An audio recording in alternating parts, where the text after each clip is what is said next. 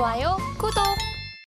마켓 리더의 시선으로 글로벌 경제와 산업 트렌드를 체크하고 이걸 수익으로 연결해보는 시간, 고수의 선택 시간입니다. 오늘은 교보증권 여의도 지점 최성환 부장과 함께합니다. 어서 오세요. 네, 안녕하십니까. 네, 부장님과 이야기 나눠볼 주제 화면을 통해서 살펴보겠습니다.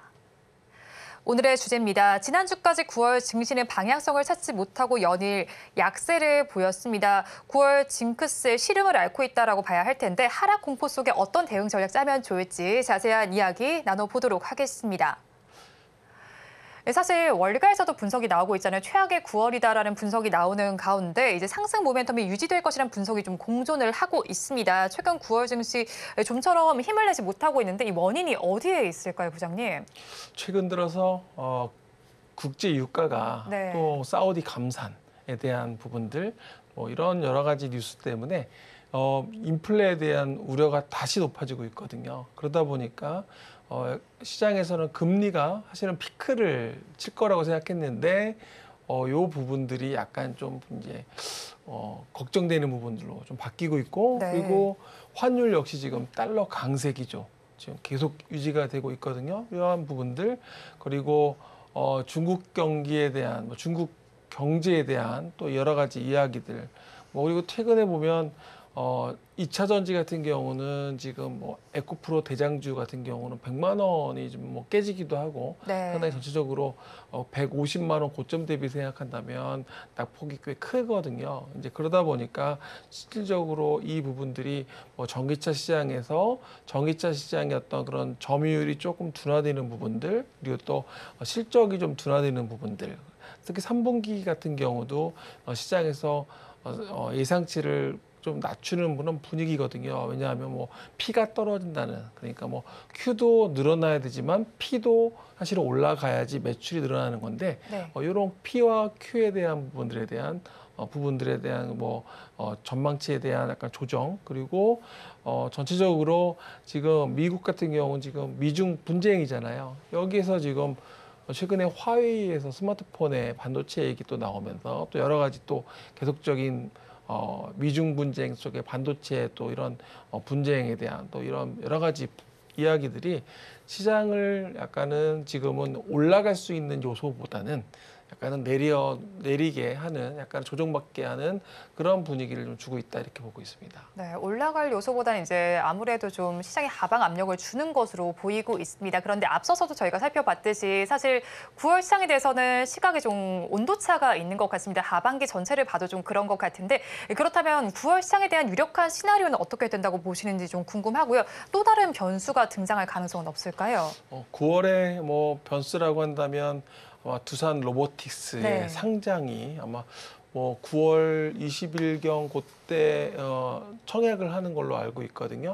청약을 하고 그리고 이제 또 상장을 하게 되는데 그런 그 두산 로보틱스의 상장과 관련돼서 지금 최근에 로봇 관련 뉴스 상당히 흐름이 좋잖아요. 그래서 이런 부분들 또 그리고 제약바이오가 최근에 개별 기업별로 이슈가 있는 기업들이 주가가 상당히 좋습니다. 그리고 또 좋은 뉴스가 나오면 주가가 반응을 또 강하게 하는 그런 모습을 보여주고 있거든요. 이게 사실은 유한양행이나 한올바이오 등 여러 가지 앞으로 나올 이슈들이 좀 있다고 시장에서 보고 있는 것 같은데요.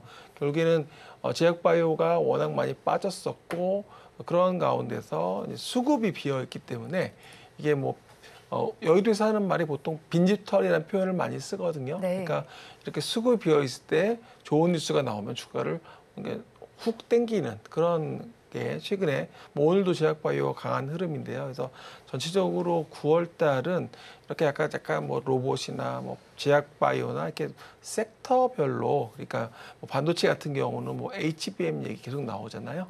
이런 식으로 약간은 좀 그런 세그먼트를 좀 나눠서 좀 대응하는 게 9월 달은 지수 전체적인 흐름보다는 그게 좋겠다라고 보고 있습니다. 지수의 흐름보다는 좀 세그먼트를 나눠서 대응하는 전략이 좀 필요하겠네요. 그런데 이제 앞서서 부장님께서도 말씀해 주셨듯이 로봇과 제약, 바이오 섹터는 그래도 좀 강세가 나타나고 있는 것 같아요. 오늘 장에서도 그런 모습이 보이고 있는데 특히나 또 코스닥 시장에서는 주도 섹터가 순환하면서 지형이 변화하는 모습이기도 합니다.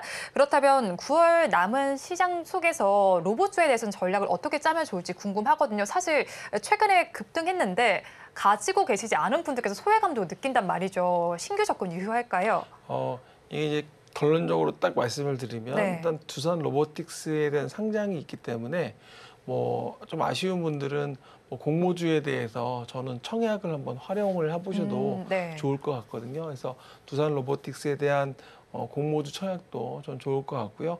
또 이 로봇 시대라는 게 사실은 뭐 예전에 어떤 그런 뭐 이제 보다는 조금 더 현실화된 게 뭐 고령화가 되면서 근로자가 부족하고 서빙 로봇이라든지 주변에 보면 뭐 리쇼어링이나 뭐 인건비에 대한 부담들, 그러니까 뭐 전체적으로 기술 진보가 되고 있고 정부 정책도 또 로봇에 대해서 또 이렇게 산업을 키워주겠다라는 그런 네. 부분들이기 때문에 로봇에 대한 부분들은 사실 기업별로 주가가 많이 올랐지만 기업별로 우리가 조금 하나 공부를 좀 하시면서 네. 그러니까 뭐 거기에 맞춰서 우리가 뭐 살 수 있는 종목들 장기적으로, 단기적으로는 사실 트레이딩만 가능하겠죠, 단기적으로. 그래서 장기적으로 볼 수 있는 회사들 좀 이렇게 좀 주가 빠졌을 때 향후에 계속 올라왔기 때문에 말씀하셨지만 그럴 때도 담을 수 있는 그런 준비도 하는 것도 전 좋을 것 같습니다. 근데 사실 섹터 전반이 강세를 보일 땐 종목들도 전반적으로 오르긴 하지만 사실 실체가 드러난 이후에는 약간 좀 다른 모습도 보이잖아요. 저희는 그럼 어떤 기술력을 가진 기업에 조금 더 주목해 보면 좋을까요? 보통 이제 로봇 쪽에는 뭐 산업용 로봇도 네. 있고 서비스 로봇도 있고 의료용 로봇도 있고 네. 다양한 포지션이 다른데요. 제가 보기에는 글로벌 시장에서 국내에서도 물론 잘해야 되겠지만 글로벌 시장에서 파트너십을 하고 글로벌 시장에서 이렇게 매출이 발생할 수 있는 회사들이 굉장히 중요할 것 같아요. 네. 그래서 그런 회사들을 좀 찾으면 좋을 것 같고요. 왜냐하면 뭐 레인 로보틱스 같은 경우는 사실 삼성이 투자를 했잖아요. 네. 레인 로보틱스라는 회사라는 그 회사에 삼성이 투자했을 때 어떤 게 좋을까? 시너지에 대한 부분을 감안한다면 글로벌 시장에 나갈 때 삼성이라는 브랜드를 활용할 수 있기 때문에 그런 부분들이 상당히 마케팅이라든지 파트너십 할 때 유효하단 말이죠. 그래서 네. 가능하면 국내에서도 잘하고 있지만 글로벌 시장에서 파트너십과 마케팅이라든지 그런 잘할 수 있는 회사들을 찾는 게 좀 좋을 것 같습니다. 네, 이제 우리나라뿐 아니라 글로벌에서도 전반적으로 잘하는 기업을 찾아보는 자세가 필요해 보입니다. 더불어 또 제약 바이오주에도 투심이 뜨거워졌다라고 봐야겠죠. 최근에는 사실 살펴보면 뭐 비만, 뭐 당뇨 치료제 관련해서도 뭐 이야기 나오고 뭐 탈모와 관련된 이야기도 나오는 것 같아요. 그런데 이제 사실 가장 좀 이슈가 되는 부분이다 하면은 비만 치료제 이슈가 아닐까 싶습니다. 좀 전반적으로 이 이슈 때문에 업종 전반이 견인된다라고 봐야 될 것 같습니다.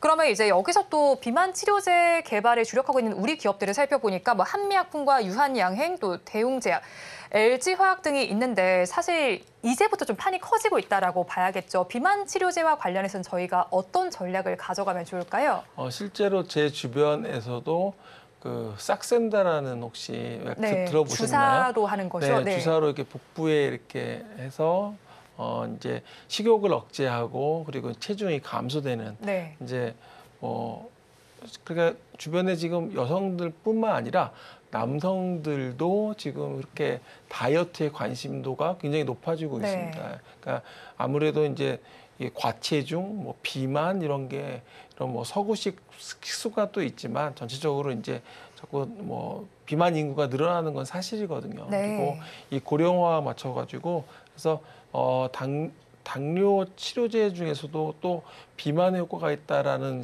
계획이 나오면서 여러 가지 또 그런 기업들이 또 주가도 오르기도 했거든요. 그래서 이런 그 약간은 고령화 이슈 또 그리고 누구나 다 이게 아름다워지고 또 이렇게 예뻐지려고 하는 그거는 네.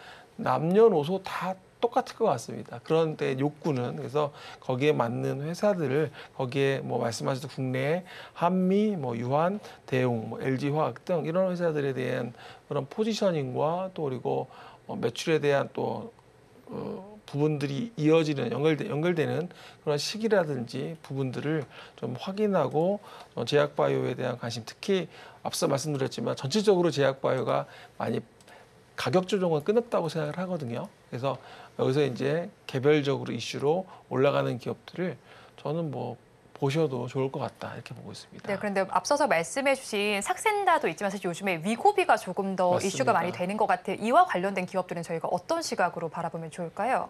이게 글로벌 기업이죠. 네. 그래서 글로벌 기업들은 저도 이제 이렇게 그 해외 주식을 보면서 해외 주식에서 우리가 투자를 할 수 있거든요. 그러니까 국내에서 뭐 국내 주식도 할 수 있지만 요즘에 해외 주식을 뭐 서학개미란 표현하면서 많이 투자하시거든요. 그래서 관련된 기업들 뭐 일라일릴리나 또 노보노디스크나 이런 회사들을 좀 보시면 좀 좋겠다 이렇게 보고 있습니다. 글로벌 기업입니다. 네, 글로벌 기업 한번 위주로 한번 체크를 해보셔도 좋겠습니다. 또 다만 또 상반기에 급등세를 보였던 2차 전지나 또 엔터주 같은 경우에는 쉬어가는 모습을 보이기도 합니다. 또 특히나 이제 에코프로를 좀 살펴봐야 될 것 같은데 오늘 지금 시간 기준으로 보니까 또 100만 원이 무너져 있는 상황이네요. 그렇다면 사실 이런 부분들 때문에 개인 투자자분들께서는 좀 고민이 많으실 것 같습니다.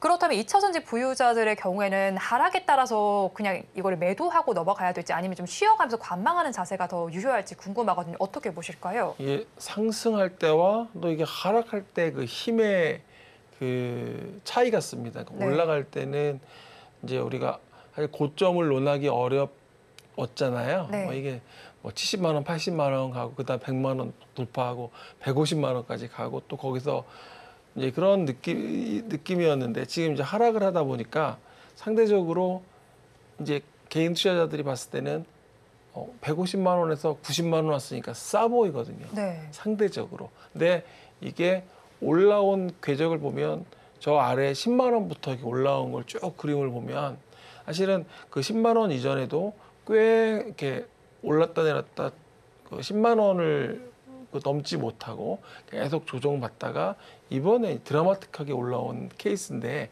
그러니까 이번에 이제 과연 여기서 이제 어디까지 더 빠질 거냐라는 건데 뭐 시장에서 보는 관심은 이제 조정은 좀 당연히 좀 쉬어가는 흐름이라고 표현을 할게요. 네. 쉬어가는 흐름은 보여주는데 여기서 재차 올라가기 위해선 그만한 힘이 있어야 되잖아요. 네. 그러니까 앞서 올라올 때 그런 똑같은 힘이 있어줘야 되는데 지금 하반기는 그런 그 매수 주체가 개인이었는데 이 개인들이 지금 연말이 되면 개인 대주주 양도세 이슈가 또 걸립니다. 네. 하반 연말이.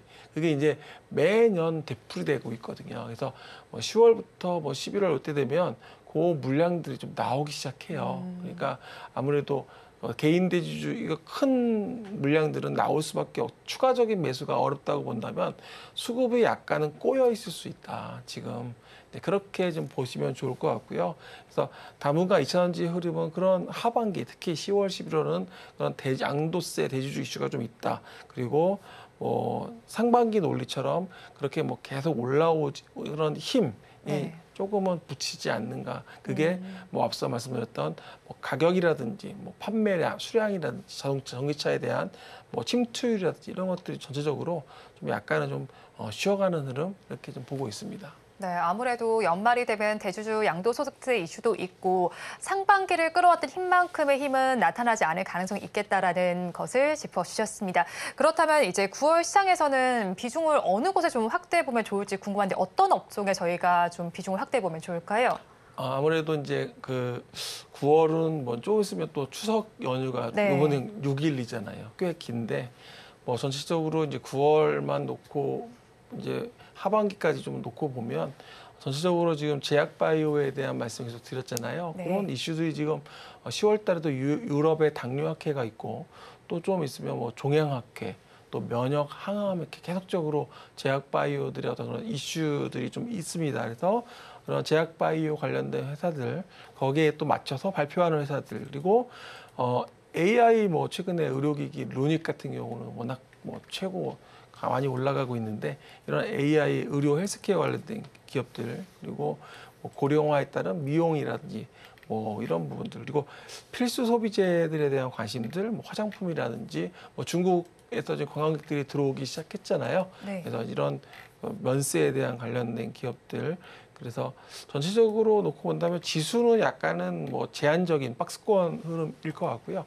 오히려 개별 이슈가 있는 그런 섹터에서 좀 투자를 하시는 게 좀 좋을 것 같습니다. 네, 개별적인 섹터를 한번 주목해보면 좋겠다라고 말씀을 전해주셨습니다. 그렇다면 또 지금 학회도 얘기를 좀 해주셨잖아요. 제약 바이오와 관련해서 지금 세계 폐암학회도 진행 중이고 내일 이제 마감이 되는 것으로 알고 있는데 앞으로의 학회와 관련해서는 어떤 제약 바이오주에 저희가 좀 더 관심을 확대해보면 좋을까요? 전체적으로 말씀하셨던 그런 폐암학회도 있고 당뇨학회, 뭐 종양학회, 면역항암학회 정말 연말까지 계속 행사가 계속 있더라고요. 네. 그래서 거기에 맞춰서 우리 K바이오 기업들이 가서 이제 또 파트너십도 할 수 있고 거기서 이제 미팅도 할 텐데 발표도 하고 네. 그래서 그런 관련된 기업들 중에 이제 유한양행 좀 최근에 증권사들이 추천을 좀 많이 하고 있기 때문에 유한양행 같은 경우 지금 신한금융투자에서 목표 주가 10만 원 지금 제시를 네. 하고 있습니다. 지금 7만 원대 주가를 하고 있는데 이유는 아무래도 이제 뭐 최근에 그 렉라자라는 그런 부분 이제 전문의약품 시장에서 성장할 수 있다라는 부분들 그리고 뭐 생활유통 그러니까 뭐 일반 의약품 같은 경우도 계속적으로 지금 성장을 꽤 하고 있거든요. 이런 부분들 그리고 또 R&D라든지 그리고 실적이 모두 이제 계속 좋아질 수 있다. 특히 실적이 좋아지는 거는 고마진 제품의 어떤 매출 증가 그리고 렉라자 아까 말씀드렸던 거기에 대한 또 매출에 대한 뭐 1차 치료제의 등재에 따라서 매출 증가에 대한 수익성도 좋아질 것이다. 그러니까 결국엔 제약바이오 회사들이 이제 그동안에 R&D 하면서 계속 투자를 했다면 이제 그 성과를 거둬들이는 그런 네. 이제 유한양행 같은 입장에서는 좋은 그런 시기가 오지 않았나 예, 그렇게 보고 있습니다. 그러면 부장님께서는 유한양을 탑픽 종목으로 좀 보시는 걸까요? 제약바이오에서 뭐 유한양행도 있고요. 네. 뭐 앞서 뭐 기업들 뭐 한올바이오도 있고요. 네. 뭐 여러 회사들도 있고요. 그래서 전체적으로 제약바이오는 개별 이슈들이 있는 회사들을 좀 보시면 좋을 것 같아요. 그래서 뭐 사실 주가라는 게 뭐 탑픽이라 뭐 이런 거보다는 네. 사실은 우리가 그때 이슈가 있는 기업들의 흐름을 보시고 말씀드리는 것처럼 다시 한번 강조드리지만 제약바이오는 워낙 많이 빠졌고 가격 조정은 끝났기 때문에 네. 개별 이슈가 있는 기업들이 움직일 때는 음. 관심 가져도 좋겠다. 저는 이렇게 보고 있습니다. 지금 저가에 위치했기 때문에 개별 모멘텀이 있는 종목에 좀 주목을 해보면 좋겠다 네. 이런 의미이신 거네요. 네, 많이 오른 회사들을 접근하려면 아무래도 부담이 있잖아요. 네. 근데 워낙 많이 빠졌기 때문에 관심이 있어도 가져도 좋을 것 같습니다.